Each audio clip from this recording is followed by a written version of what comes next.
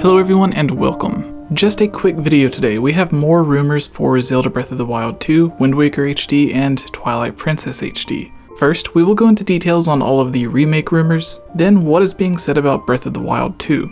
Personally, I don't believe these, but I do think a few are very possible, and a couple just being obvious. Some of these come from claimed leakers, and others come from emails or messages I've been sent, as well as requests from Patreon supporters to discuss them and give our thoughts, which we had planned for last week's episode of our podcast, the Hylian Gamescast, but I've been sent even more since then, so I'll be putting it all together in this video. And yes, we will be discussing all of these and other pieces of news on our podcast this Thursday for those of you who have asked to hear everyone else's thoughts as well. This new rumor comes from a couple of different claimed leakers and suggests Zelda Breath of the Wild 2 may be held back, in which case Nintendo has Wind Waker HD and Twilight Princess HD ready to release in its place, similar to what they did with Twilight Princess HD and the first Breath of the Wild, using the remasters or remakes to hold Zelda fans over until the new game is actually able to release, and as a way to keep Zelda in the minds of gamers, as the series has never been as popular as it is now, and Nintendo just wants to keep that going.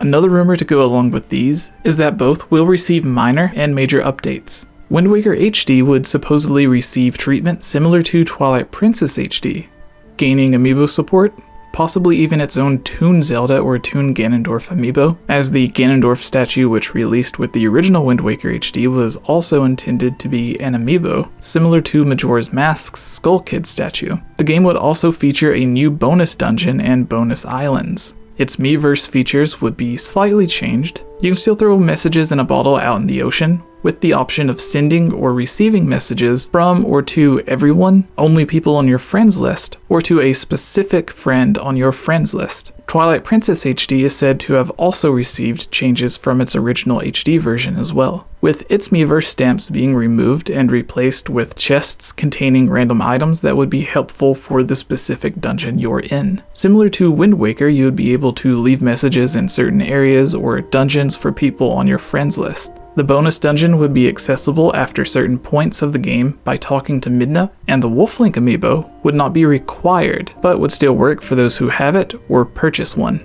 A lot of you have asked if these remakes or remasters do come to the Switch, how long would it take, and would it take time away from Breath of the Wild 2? If you have watched some of our past videos or podcasts, we cover several interviews from various developers, and overall it seems it would take anywhere from 1 to 3 months for a team to port both of these games to the Switch, as that's the average development time of ports. It wouldn't delay Breath of the Wild 2 or take time away from other new games, as Nintendo usually gets Grezzo, Tantalus, or other developers to work on these remakes, remasters, or ports. Nintendo stated it took a small part of their Zelda team less than 6 months to remake Wind Waker HD for the Wii U, so simply porting it over would be a quick process for another experienced team. This means that technically, they could have began development after Skyward Sword HD released and already be finished. Or it could start at the beginning of 2022 and be finished by March or April, which would line up perfectly with Nintendo's big direct they always seem to have in February.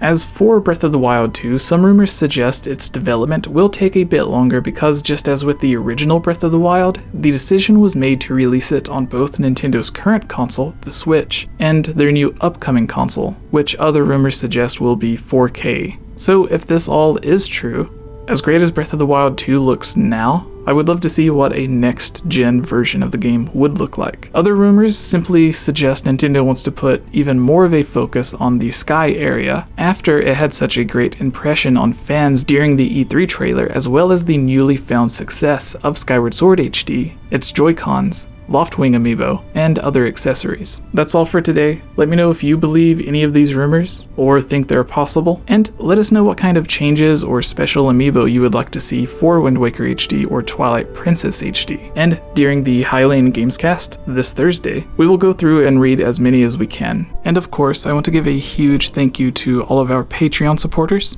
who give us video ideas like this, some of our Zelda theory, top 10 list, and discussion topics that we discuss on our podcast or other videos. If you would like a shout out at the end of all of our videos or the beginning of our podcast, the Hylian Gamescast, as well as any of the other benefits mentioned. So thank you Jon Snow, ZAIN, FRAN, WIGGLYWIGGLE, NORNARB or Brandon, SOBERX, Mr. MONOCLED, METROID, Jen, SuperNX64, David, Zoe, Natsu, Jessie, 𝗏𝗏𝗏, Ashton, Justin, Candy, Chad, BKRS7, Larulian Sheep, Largnar, Monica, Shadow to Us, Rusty, Lovable Christy, Henry, and of course, Gus. Thank you all so much.